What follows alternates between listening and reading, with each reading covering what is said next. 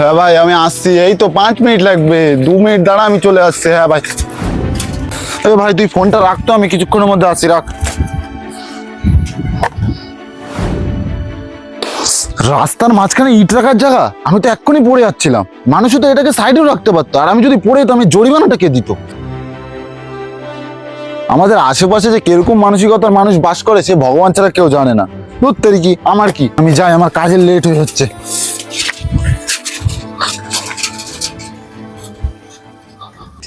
এই তো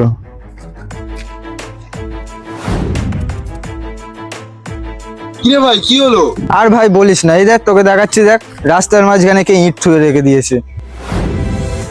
আর দেখ আমি যেমন পড়ে গেলাম, এখানে তো অন্য কেউ তো পড়তে পারে, তো তারও তো চোট লাগতে পারে। কি আর বলবো তোকে ভাই, বল।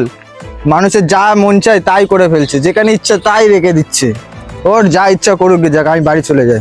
তুই বল কি করিস? এই ঠিক আছে তাহলে রেখে দে। তাড়াতাড়ি চলো, আজকে দেরি হয়ে গেল।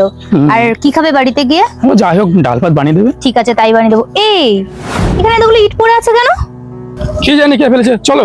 এখানে তো কারোর একটা অ্যাক্সিডেন্ট হতে পারে। তুমিও তো কেন ভাবছো, তোমার তো কিছু হচ্ছে না, চলো। আরে আমার হচ্ছে না ঠিক আছে, রাস্তা দিয়ে তো কত লোক যাওয়া আসা করছে, কত বাচ্চারা হাঁটাহাঁটি করছে, ওদেরও তো হতে পারে। আরে তুমি চলো না।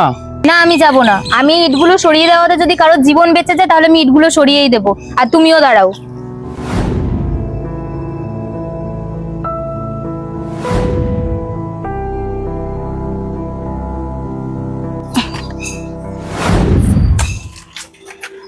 এই কার টাকা পড়ে গেছে এখানে? এতগুলো টাকা এখানে কে ফেলে গেল? তাই তো, এতগুলো টাকা এনে কে রাখলো? কারো টাকা মনে হয় এখানে পড়ে গেছে। আরে কারো টাকা না, তুমি পেছনে তোমার টাকা। চলো চলো, টাকা নিয়ে বাড়ি চলো। না না আমি যাব না। তুমি একবার ভাবো না, যার টাকাটা হারিয়ে গেছে সে হয়তো এখন টাকাটা খুঁজছে, সে কতটা হয়রানি হচ্ছে। আরে ঠাকুরের আশীর্বাদে এত টাকা পেয়েছো, তুমি কি পাগল নাকি? আমি পাগল না, আর কষ্ট না করে যেই টাকাটা পাই সেটা আমার টাকা না, যেটা পরিশ্রম করে পাই সেটাই আমার টাকা। তোমার যা আছে তুমি তাই করো, আমি চললাম এখান থেকে।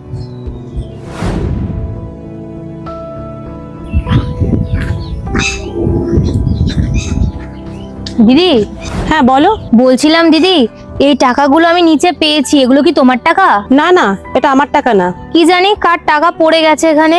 ওই টাকাটা ওখানে পড়ে যায়নি, ওই টাকাটা ওখানে রাখা হয়েছিল। মানে? ওই টাকাটা ওখানে আমি রেখেছিলাম, আর ওই ইটগুলো ওখানে আমি রেখেছিলাম।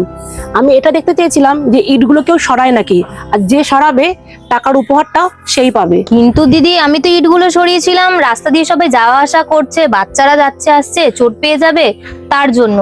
আমি কোনো উপহার পাওয়ার জন্য তো ইটগুলো সরাইনি। তুমি আসার আগে এই রাস্তা দিয়ে আরো অনেক মানুষ এসেছিল, কেউ কেউ তো হোঁচটও খেয়েছে, আবার কেউ কেউ তো পড়েও যাচ্ছিল, কিন্তু কেউ তাদের মধ্যে এই ইটগুলোকে এখান থেকে সরায়নি। এমনকি তাদের মধ্যে সবাই শুধু লোককে দোষ দিয়ে চলে গেছে। এই দুনিয়া সবাই পরিবর্তন তো চায়, কিন্তু নিজে থেকে এগিয়ে কেউ পরিবর্তন করতে আসে না। ঠিকই বলেছো দিদি তুমি। এই পয়সাটা তোমার, এটা তুমি রাখো। কিন্তু দিদি একটা কথা ছিল। কি কথা বলো? তুমি হঠাৎ করে টাকাটা এখানে কেন রাখলে? আসলে আমি একটা চ্যারিটি গ্রুপ চালাই, আমরা প্রতি মাসেই অসহায় মানুষের পাশে দাঁড়াই। তো আমরা এবার ডিসিশন নিয়েছিলাম যে আমরা কিছু সৎ মানুষের পাশে এবার দাঁড়াবো। যেসব মানুষের মধ্যে মনুষ্যত্ব আছে, যারা সমাজের হয়ে কাজ করে, সমাজের পাশে দাঁড়ায়, তাদেরকে সাহায্য করব। সেই কারণেই রাস্তায় ইটগুলো রাখা হয়েছিল, আর ইটের নিচে পয়সা রাখা হয়েছিল। যে ইটগুলো সরাবে সে পুরস্কার পাবে, আর যে সরাবে না সে পুরস্কার পাবে না। তাই তুমি সরিয়েছো, তাই পুরস্কারের অধিকারী তুমি।